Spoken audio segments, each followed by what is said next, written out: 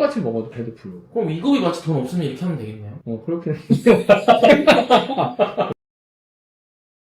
만성질환 중에 대표적인 네네. 당뇨병 있지 않습니까? 아주 중요하죠. 당뇨병이 뭐 천만시대. 당뇨도 천만시대고 당화혈색소 수치가 정상을 좀 넘어서 됐는데 당뇨는 아닌 사람들. 그 당뇨 전 단계. 전 단계. 당뇨 전 단계. 이런 분들만 해도 700만 원. 진짜 많아요. 합치면 경제활동인 거의 반이라고 봐야겠네요. 그렇죠.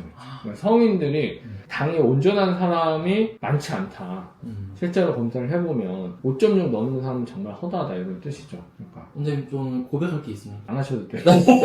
근데 말씀하시고 아니, 점심 때 국밥을 먹었거든요. 폭주하는 당 폭주. 네. 그랬더니 병원 오는데 네. 한 시간 동안 네. 점을 졸면서 온 것 같아요. 아 혈당 스파이크 파와가지고. 근데 모르잖아요. 근데 당 재봉은 아닌데 나중에 또 이게- 연속 혈당 그런 거 해보면 네. 실제로 알 수 있으니까 근데 또 가족력이 있어가지고. 그런 가능성이 없죠. 네. 그래서 걱정되더라고요. 그래서 오늘은 피디님도 조심하셔야 돼요. 맞아요. 혈당 스파이크 조심해야 돼요. 맞습니다. 그래서 당뇨 전 단계에 있는 분들에 위한 그렇죠. 근데 이게 당뇨 전 단계인 사람들 이걸 하면은 정상으로 돌아갈 수 있는 거고 당뇨인 사람이 열심히 하면 전 단계 레벨까지 갈 수도 있는 거예요. 그러니까 당뇨가 있든 없든 뭐 당뇨가 걱정되는 분들은 하면 아주 좋다. 이 5가지. 네. 5가지 중에 첫 번째는 일단 먹는 게 제일 중요하거든요. 뭘 먹느냐가 제일 중요한데 그 한국 사람이 먹는 것 중에 당 지수가 아주 높아서 먹자마자 당이 폭발적으로 올라가는 것들이 딱 있어요. 그냥 정해져 있어요. 그 중에 그 기본적인 원칙을 말씀드리자면 가루로 한번 됐다가 만들어진 음식들. 아, 이게 가루화 됐다. 가루화 됐다가 뭐 면을 뽑아내건 빵을 만들던 떡을 만들건 과자를 만들건 반죽으로 갖다 다시 가는 거잖아요. 아, 가루 음식들이라고 해요 보통. 정제 과정을 거친 거네요. 그렇죠. 그런 것들이 그 탄수화물 몸에 들어가자마자 산이랑 반응하면 폭발적으로 당이 올라가서 아주 안 좋아요. 그런 것들 제일 흔한 게 면. 면은 라면, 당면 다 포함해요. 당면도 폭발적으로 많이 올라가요. 그 다음에는 이제 빵. 밀가루 음식의 대표 주자인 빵. 또 엄청 올라가고 빵을 만들 때 들어가는 설탕이나 버터나 이런 것들이 상승작용을 일으켜서 당이 많이 올라가요. 그 다음에는 떡, 과자. 떡은 이제 나이에 따라서 그 선호도가 좀 다르긴 한데, 네. 떡도 쌀로 만들었으니까 괜찮은 거 아니냐, 밀가루만 아니면 괜찮은 거 아니냐, 이런 분들 많은데, 네. 결국 가루로 만들었다가 다시 되는 거잖아요. 네. 그래서 아주 많이 에너지 밀도도 엄청 높고, 먹었을 때 당 엄청 올라가요. 특히 떡 안에 단팥이 들어요. 찹쌀떡이나 이런 것들. 네. 그건 진짜 먹으면 바로 알 수 있는. 먹자마자 혈당 스파이크에 바로 그냥 올 수밖에 없는. 과자류도 마찬가지고 그런 음식들을 평소에 이제 줄이는 거. 일주일에 내가 한 3번 정도 면을 먹었다. 좀 절반 이상으로 줄이면 그것만으로도 혈당을 많이 떨어뜨리는 효과가 있어요. 원장님 그러면 김밥은요? 김밥은 밥이잖아요. 밥을 이렇게 뭉쳐놨고 먹을 때 어떤 야채를 먼저 먹거나 이렇게 구별할 수가 없이 동시에 들어가기 때문에 이제 위에 들어가면 역시 폭발적으로 당을 올리는 효과가 있어요. 김밥은 왠지 막 밸런스도 잘 맞고 야채도 있고 단백질도 있고 탄수화물도 있고 해서 괜찮을 것 같잖아요. 한식이기도 하고. 근데 먹으면 엄청 올라가요. 사람들 이미지에는 김밥 괜찮은 이거 패스트푸드 중에는 좋은 거 아닌가? 근데 골고루 들어갔으니까. 그러니까 야채는 일단 장점은 있는데 네. 혈당의 면에서는 많이 올라가요. 많이 올라가요. 의외로 많이 올라가요.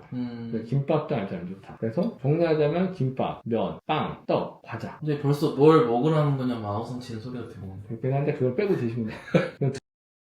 그래서 제가 더 좀 팁을 드리자면 두 번째는 이제 이런 음식들을 피하는 거 말고 이런 음식들을 먹더라도 좀 방법에 따라서 최소한으로 스파이크를 막을 수 있거든요. 네. 혈당 조절을 잘 막을 수 있는 방법이 있는데 제가 누누이 말씀드린 이제 먹을 때 순서 식이섬유가 많이 들어있는 야채, 그다음 단백질, 지방, 그다음 탄수화물 쪽으로 가게 되는데 사실 앞에 야채랑 지방 이런 거는 순서가 좀 바뀌어도 돼요. 탄수화물이 처음에 안 들어가는 게 제일 포인트. 식사를 할 때 탄수화물부터 먹으면 안 된다. 그럼 일단 망하고 시작하는 거예요. 탄수화물을 뒤쪽에다 하고 먼저 지방을 드셔도 되는데 그래서 그 팁이 뭐냐면 실제로 해보면 이제 좀 확실히 혈당 스파이크가 잘 안 생긴다는 걸 알 수 있는데 기름 중에 이제 괜찮은 지방, 불포화 지방이 좋은 지방이거든요. 네. 흔히 말하는 올리브유를 식사 전에 한 10cc 정도를 먼저 섭취를 그냥 하고 식사를 했을 때 혈당이 빨리 안 올라가. 그래서 똑같은 걸 먹더라도 직전에. 그러니까 거의 그냥 하고 바로 식사한다고 하면 되죠. 혹시 그런 거를 샐러드에 좀 뿌려 먹어도 되나요? 똑같죠. 원래 뿌리면 더 좋죠. 그러면 야채랑 같이. 근데 그렇게 하기가 이제 샐러드 없을 수도 있고. 바깥에서 식사하거나 할 때 팁을 드리자면, 네. 이거는 사람마다 좀 다르게 생각할 수 귀찮아서 내가 그렇게까지 해야 되나 이럴 수 있는데, 꼬마 통 짜서 먹는 약병 있잖아요. 조금만 애기들 하는 거. 네. 저는 이제 집에 애기가 있으니까. 그거 집에서 흔하게 저는 쓰는데, 거기서 10cc 정도를 올리브를 재놨다가, 주머니에 넣어놨다가, 폭식을 하는 상황이 된다. 그때 먹고 식사를 하는 것도 도움이 될 수 있어요. 뭐 아침 그쵸? 챙겨서 아침에 그날 챙겨- 소비를 하면 되겠네요. 네. 뭐 아침에 챙겨서 점심 때는 보통 다 직장 식사를 하니까 네. 그때 그때- 써볼 수 있죠. 하고 식사하면 혈당 스파이크 낮다. 도움이 될 수 있어요. 좋은 팁이네요. 네, 좋은 팁입니다. 약간 주변에서 뭐 하냐 이렇게 할 것 그래서 같아요.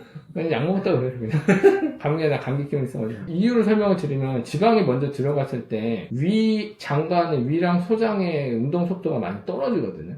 지방 그런 효과가 있어요. 그래서 기름기 많은 거 먹으면 소화가 잘 안 되죠. 네. 똑같은 거예요. 위 장관 속도가 떨어져서, 그걸 인위적으로 속도가 떨어진 상태를 만드는 거예요. 기름을 먹어서. 천천히 소화시킨 그래서 천천히 소화가 되면 밥을 천천히 먹는 거랑 같은 효과고, 그렇게 되면 혈당이 한꺼번에 스파이크 치듯이 안 올라가요. 그러면 포만감도 좀 더 길어질 수 그쵸. 그러니까 조금 똑같이 먹어도 배도 부르고. 그럼 위급이 마치 돈 없으면 이렇게 하면 되겠네요. 그렇긴 네. 효과가 있는데, 근데 이것도 사실 어떻게 먹느냐의 영향을 더 많이 받기는 해서, 내가 밀가루만 먹었는데 이걸 하면 되느냐, 꼭 그렇지는 않아요. 그래서 안 먹는 것보다 낫겠지만, 네. 순서 지키는 거. 순서. 탄수화물 최대한 나중에. 그리고 초반에 지방이나 그 식이섬유를 먹으면 효과가 좋습니다. 현실적으로 좋은 불포화지방이 밖에 메뉴에 많이 없는 경우가 많잖아요. 그렇죠. 지중해 식단 이런 게. 그렇죠. 그러면은 야채는 그래도 있으니까. 거기에 그럼- 뿌려도 되죠. 요거 뿌려 먹거나 요 정도는 챙겨갖고 다니면서 먹으면은 네. 자연스럽게 순서 조절이 되겠네요. 효과를 볼 수 너무 있죠. 좋습니다. 약간 꿀팁인데 해볼 수 있어요. 세 번째는 짠 음식을, 보통 짠 음식이랑 단 음식이 무슨 상관이 있냐 하는데, 네. 짠 음식을 많이 먹어도 몸에서 그 나트륨 섭취를 하는 과정에서 소장에서 당을 같이 흡수시키거든요.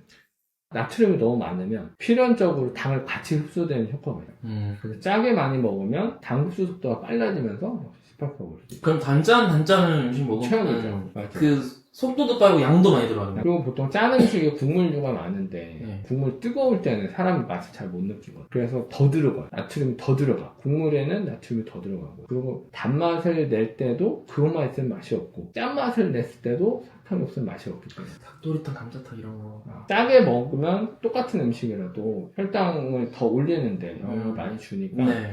국물류에 해당이에요. 국물을 먹어도 당이 올라가는 그런 이유가 있어요. 그리고 네 번째는 식사하고 20분 뒤에 10분 동안 운동하는 거. 15분 하면 더 좋아. 근데 이게 30분을 운동을 하거나, 10분을 운동을 하거나, 당을 낮추는 효과가 크게 차이가 없다는 차이가 있어요. 그래서 식사하고 나서 약간은 중강도 운동, 그러니까 뭐, 앉았다 일어나서 스쿼트나, 뭐, 뜀뛰기나 아니면 실내 자전거나, 빨리 걷기나, 그냥 천천히 걷는 거 말고, 좀 부하가 걸리는 운동을 10분 정도 하면 혈당 스파이크가 올라가다 바로 잡히거든요. 그거 해보면 진짜 신기해요. 직장인분도 같이 이렇게 좀 산책을 조금 빠른 경보로 그렇게 해도 좋고, 자기 뭐 사무실 있다 하면은 거기서 스쿼트를 해도 될 거고, 아니면 계단 있다 그냥 스태퍼처럼 계단을 활용해서 계단. 올라갔다 내려갔다 해도 되니까. 가자미근 운동도. 가자미 운동, 그것도 제가 저번에 예전에 촬영했던 그것도 네. 도움이 될 수 있고, 식사하고 나서 운동하는 거. 네. 이제.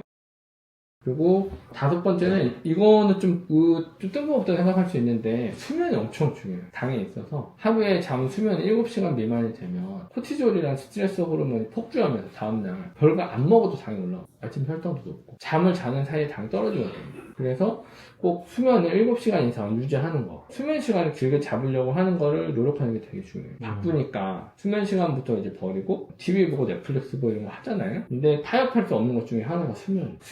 잠을 자는 동안에 우리 몸의 스트레스가 풀리지가 않아서, 수면 시간이 부족하면 다음날 그 스트레스 상태에서는 코티졸이라는 그 호르몬이 많이 올라가는데, 그 호르몬 영향이 혈당을 올리는 효과가 있어요.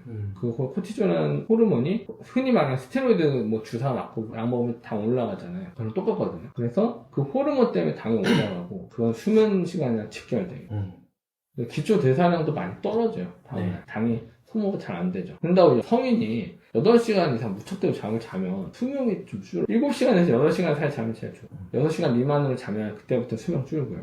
8시간에서 9시간 이상으로 자도 또 그것도 이제 통계적으로 볼 때는 수명 오히려 좀 떨어질 거예요. 7시간 이상은 유지. 7시간 이상? 7시, 8시 이상 사이. 사이 정도. 자라고 해도 8시간 이상 잘 수 있는 성인이 많지 않죠.